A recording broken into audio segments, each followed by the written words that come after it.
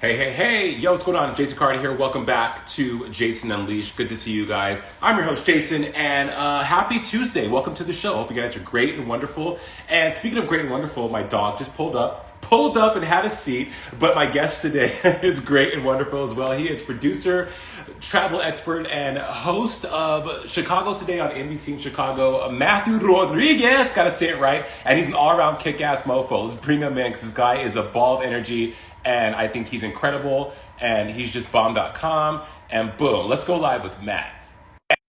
Because you're going to see why he is so good on TV and why he is so successful and he has had the career he's had. So we're waiting for him to connect, and here he is! Oh! Let me back up. That's a lot of face. Matt, I can't figure out like the framing in these phones. It's like, am I here? Do I go here? Is the light here? It's like, what am I doing? Do I do it like this and just look up at you? I'm like, right. Oh, hi, hey, Matt, how's it going? I'm good, Jason. You look. I'm scratching your head. Good to see you, brother. I know you got to be camera ready, Matt. Good to see you. Welcome to the show. How you doing? I'm great. Thanks for having me. You know, we've been in this game for a long time, so when we get to connect here and there, it's always special. I agree. It's always special, and you are a special guy, and I'm glad to have you here. Quarantine, buddy. Okay, so I have to ask. I know this is the most basic question, but I do not care because everyone's answer is so different. Quarantine has kicked me in the ass so many times. I don't know what's going on down there, but for yourself, how has quarantine been?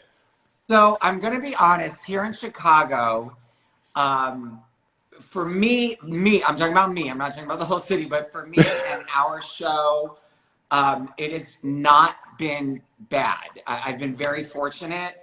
Yes, it was awful to be locked up at home, but for most of my life right now is work, and our show, I feel like got even better in quarantine because Zoom opened up the world to us. Right.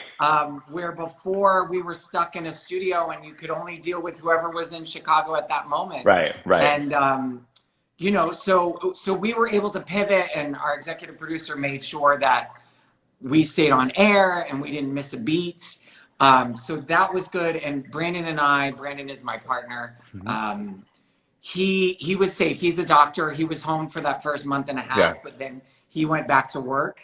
And so it was kind of like life as usual. I was just working at home instead of being in the studio and Zooming from here, which was actually a little bit easier because you don't have the commute and you don't have the back and forth. Yeah, it's like go ahead. I'm sorry, go ahead.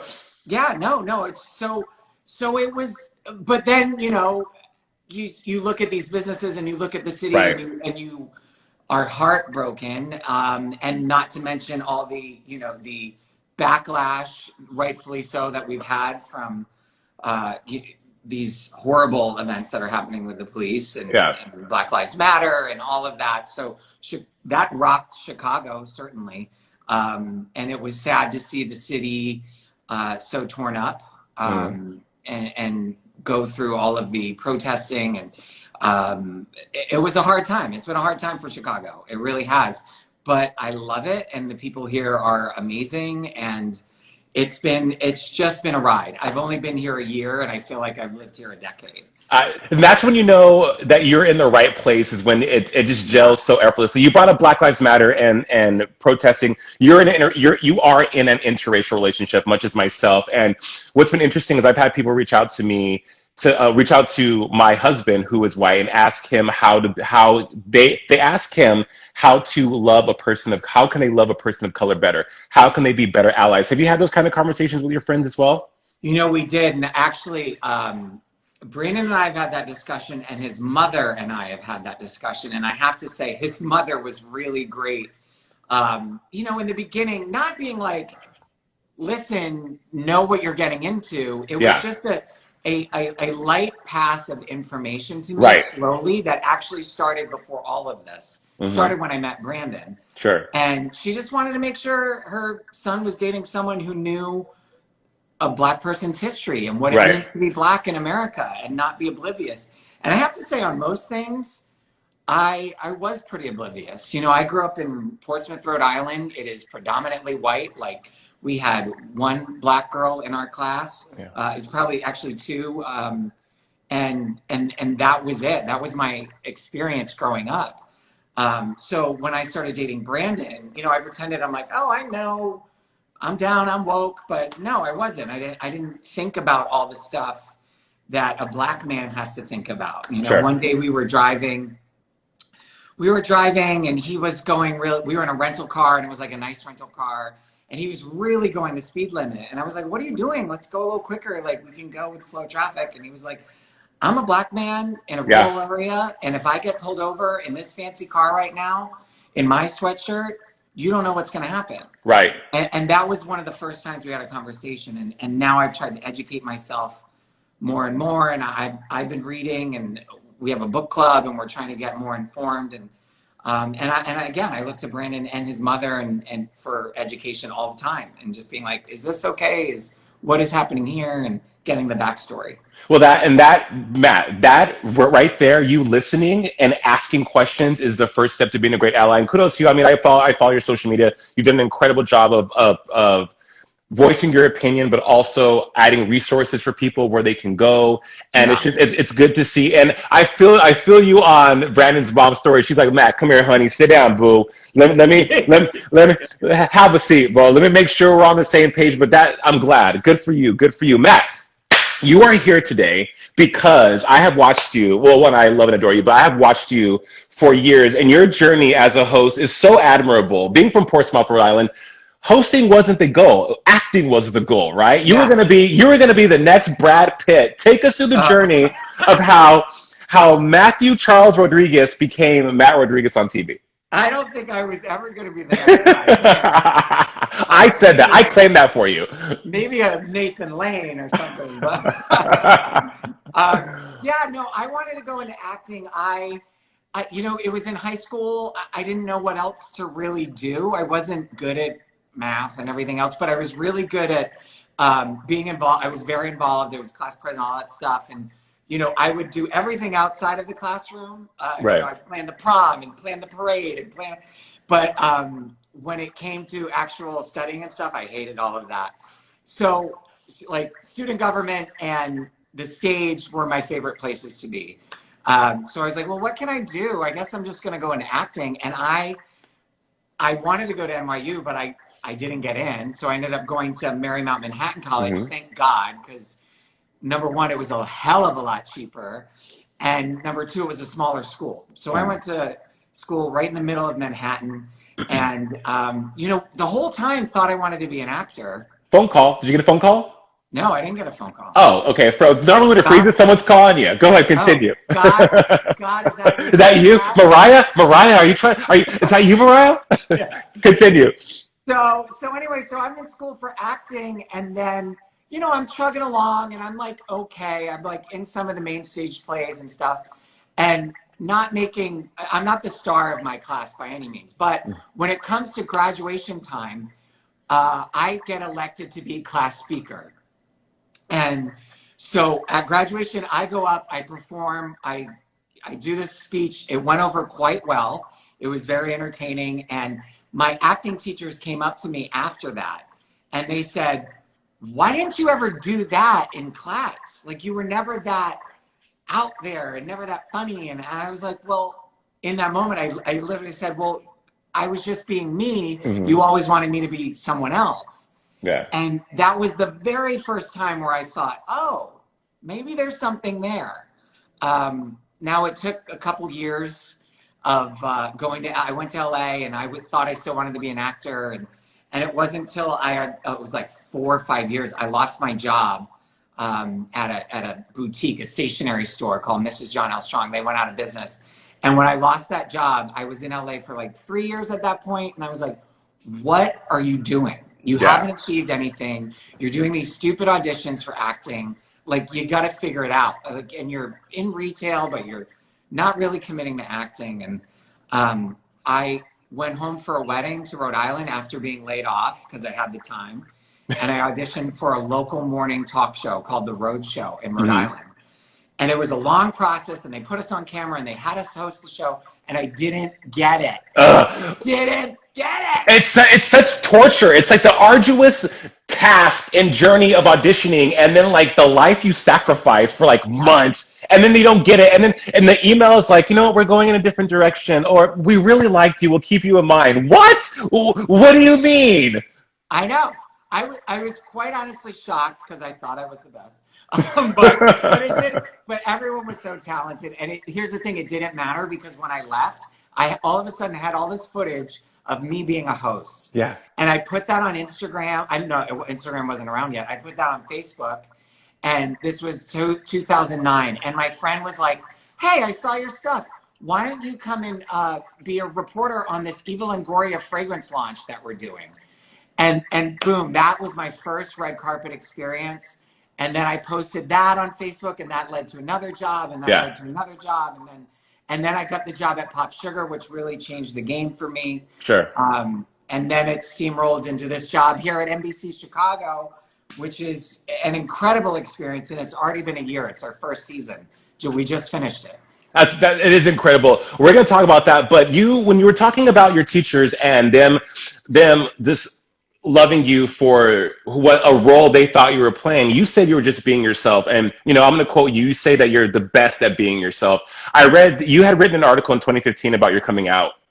And that she did the deep dive. Matt, come on, bro. Go ahead, you journalist. But I read it back then. And that one of the reasons why I've been such a fan of you is because you've always been so open and authentic. And you're this ball of energy, and people liken that, oh, he's just putting on, like, no, that's just who he is. But you coming out and deciding that you being you was enough.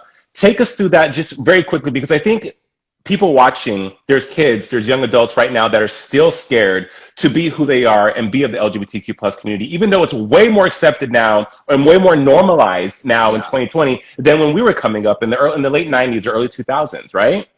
It really is, and you're making me think back to when I first moved to LA, like how nervous I was to try. And I wasn't nervous about someone knowing I was gay, but I was nervous about going into an audition and having to be this straight role that I was supposed to play, right? Yeah.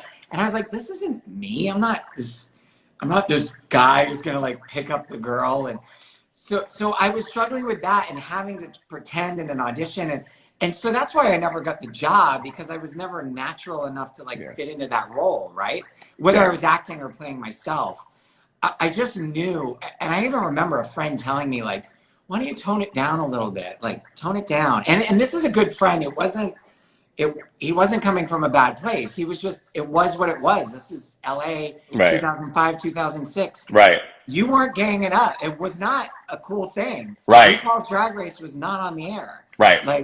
And there was just so much that was, so many people were still in the closet. And I remember dating guys and then being like, well, I'm in the closet. Like, I don't really, and I'm like, what? Yeah. You live in LA. Like, we should be open and free. And so there wasn't one moment where I decided, like, this is going to be, I'm going to be out all the time. Right. It just happened. And I just chose never to hide it in my hosting. And I actually think it helped me. Well, I mean, again, going back to you being authentic, I mean, I don't know how many Christmas sell-a-thons you guys had on Pop Sugar that I was all about. I mean, you guys were streaming 24 hours a day, 7 days a week, but it was your infectious energy that kept me going, watching those things. And getting back to 2006, 2005 about them not really being, or Hollywood not really being open to, I don't want to gay men. I auditioned for a major pop star, one of the biggest of that time.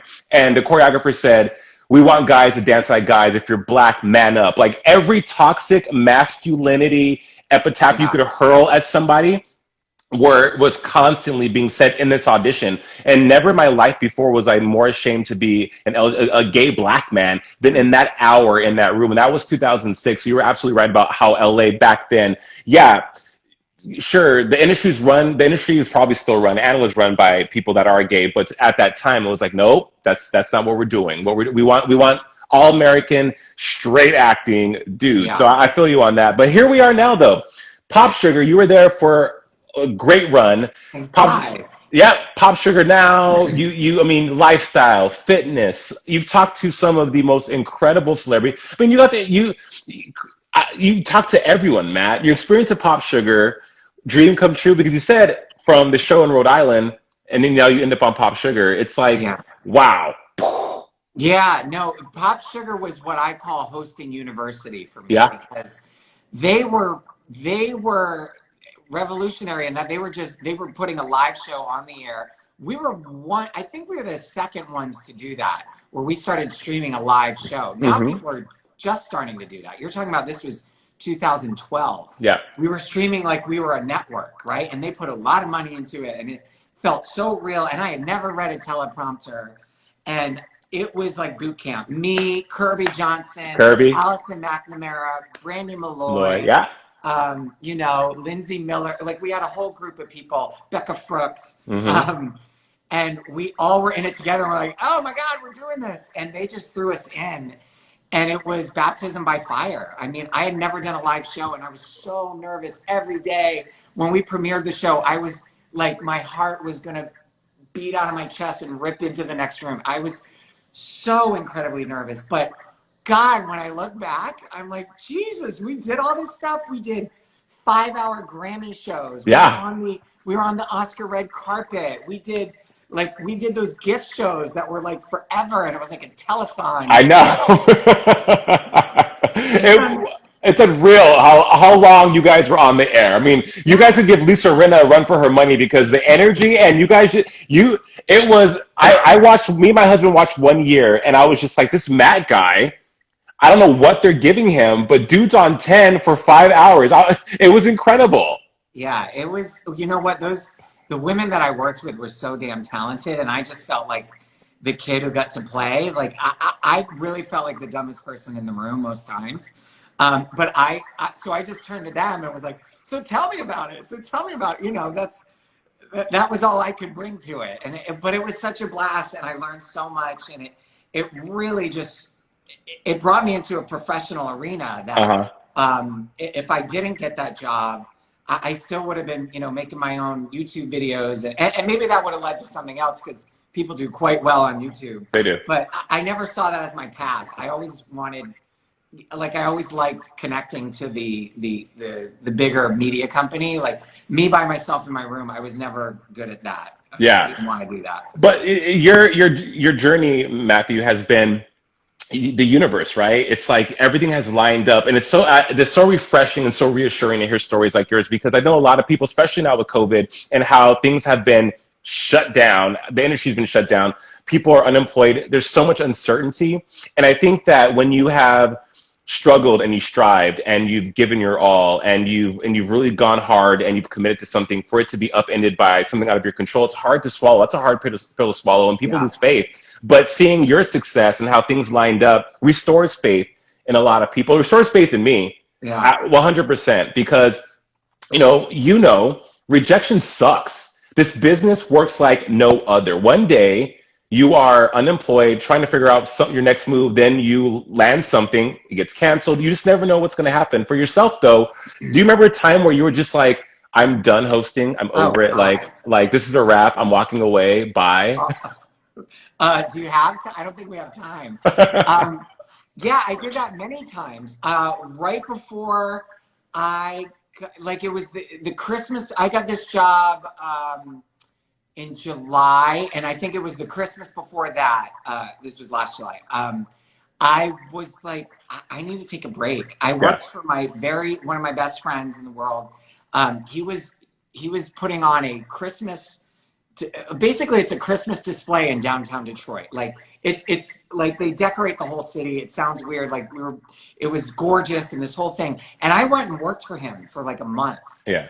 And because I was just in between jobs, and I was like, I'm so sick of trying to figure out what I'm going to do. I need to step away.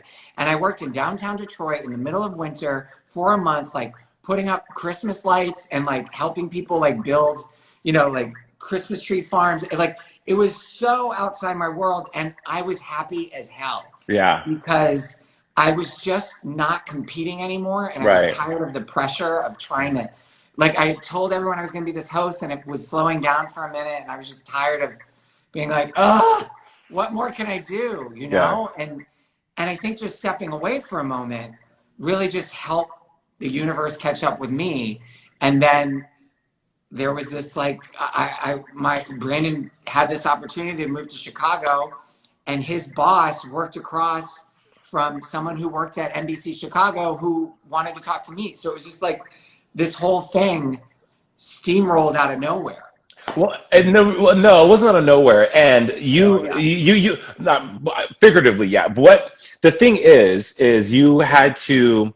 Sometimes you have to. It's like you had something in the driver's seat, a passenger seat that needed to be kicked out in order to let a Yeah. new passenger in. And that is so powerful because I'm sure people that are watching right now too can identify with. You know, we carry around a lot of baggage in life. I feel like we're Velcro. Things stick to us. And before you know it, you're like in your mid 30s or your early 40s. You're like, what has happened to me? Like, I've been going full steam ahead for this goal, and because I've told people, and this has become part of my identity. Us being talents or whatever you want to call personalities. That is an outfit that we've worn, that we've sewn on our skin permanently, right? That's how people. That's part of our identity. It's like your name, and when that outfit starts to shrink and shred and become uncomfortable and chafe, and you're afraid to get rid of it because it's all you've known and all you've worn, it's hard to deal with when you're like, well, this is all I've ever wanted for myself. Why is it not working out? I'm doing all the right things. I'm talented. I have the look. I'm a good person. I help people. Whoever's up there, why is it so hard? But when you step back and I don't want to say get out of your own way, but you allow, look what happens, right? Yeah. And then things lined up. It's so true. I mean, I look back at my life and how I got to the first thing I auditioned for, the road show, to Pop Sugar, to all the stuff in between, Wanderlust. I was hosting a yoga festival, to Cirque du Soleil, to working now at NBC Chicago. I go, holy shit. Yeah. I was lucky. And lucky, but it lined up. It was Right. all of it. And it's magical when you look back. And if anyone out there wants to be a host or anything or whatever you're doing, if you just put your damn blinders on and you don't compare yourself to other people and you stay in your lane and you look at what you want to do, just chug along, figure out what you got to do. If you got to go make money somewhere else for a little bit to make the dream happen, do it. Yeah. And it does pan out. It really does. I know. It's just hanging in there. And again, the blinders, I think they say comparison's the thief of joy. And I think we compare, especially with social media. I mean, we're human. We're going to compare. Even myself, I compare myself to people who are way more successful than me that have been doing this less, but everyone's journey is different, and you're not going to miss out on what God has planned for you. And what God had planned for you was to do this incredible show in the third largest market in the country, Nbc'S, Chicago Today, Courtney Hall. You two are this yummy, delicious amalgamation of energy, beauty, talent, brains, and just good television. You got this job, and it's been what? The dream trip? Every day, it's like a bag of Skittles. You don't know what flavor you're going to get? Yeah, every day you don't. Well, especially hello Corona, Corona. Right. It's a startup. This show didn't exist. Chicago Today is a brand new show, and Courtney and I were both picked at the same time to host it. We auditioned together, and we clicked immediately. We really, really are, I would say, best friend here in Chicago. Oh, did I break up? No, my husband just called me, and I sent him, and I had to tell him bye, dude. But I would say, Courtney has become my best friend here in LA. We work together all day, but we hang out. We call each other on the weekends. We go out to dinner. We go out and get drinks with our masks, all that stuff. And so I'm so blessed to work with someone in that way, and it really felt special right off the bat. Yeah, our chemistry, because you've worked with a lot of people. It's yes, we're professionals. We can really work with anybody, but it's another thing to be like, hey, let's hang out after. Preach the gospel. Yeah. 100%. And there's nothing worse, Matt, than when you have to, you're always going to be professional, right? But isn't it much more beautiful and easy and just awesome to work with someone you actually like? Yeah. And that you actually have natural, organic, a good on-camera personality can have chemistry with anybody. But also that requires work. And when good chemistry is just naturally, and it's just a natural occurrence, that's when television magic happens. Yeah. And when you're working with someone, and people think, oh, these hosts I don't know, for our show, we don't just go sit on camera and read our lines and then walk away. We are producing. We are doing pre-interviews together. I'm going to the store and picking up food. Like you know, times are tough right now, and everyone's on a budget, including, you know, our show and every other show out there right now.